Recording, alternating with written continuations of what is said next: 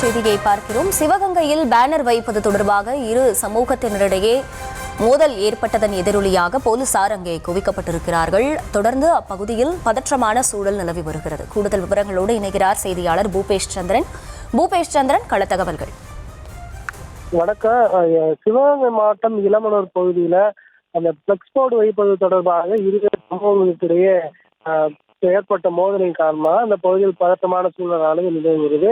இதனை அடுத்து அருகாமையில் இருக்கக்கூடிய மாவட்டமான ராமநாதபுரம் மாவட்டத்திலும் இதன் பாதிப்பானது எழுதியிருக்கு. குறிப்பாக ராமநாதபுரம் மாவட்டம் பரமக்குடி, சத்திரக்குடி, நயினார் கோயில் உள்ளிட்ட பகுதிகளில் நேற்று மதியம் துவங்கி பல்வேறு கட்டங்களாக போராட்டமானது நடைபெற்றது.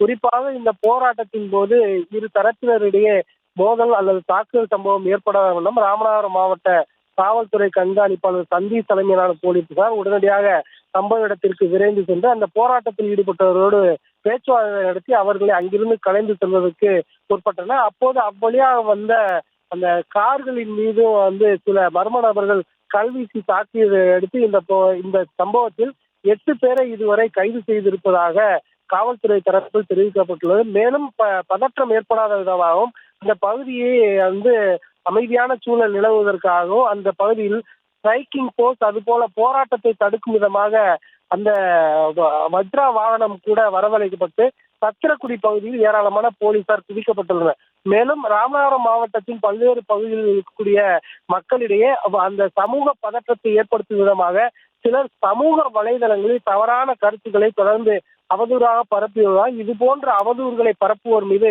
கடுமையான நடவடிக்கை எடுக்கப்படும் என காவல்துறை சார்பில் எச்சரிக்கப்பட்டுள்ளது. மாவட்டத்தின் பல்வேறு பகுதிகளிலும் இந்த சூழல் மேலும் பதற்றத்தை ஏற்படுத்தாமல் இருப்பதற்காக போலீசார் முடுக்கிவிடப்பட்டு மாவட்டத்தின் பல்வேறு பகுதிகளிலும் ஏராளமான போலீசார் குவிக்கப்பட்டு தீவிர கண்காணிப்பில் ஈடுபட்டு வருகின்றனர். ராமநாதபுரத்தை அடுத்த சத்திரக்குடி பகுதியில் நூற்றுக்கணக்கான போலீசார் தீவிர பாதுகாப்பு பணியில் ஈடுபட்டு வருகின்றனர் என்பது குறிப்பிடத்தக்கது.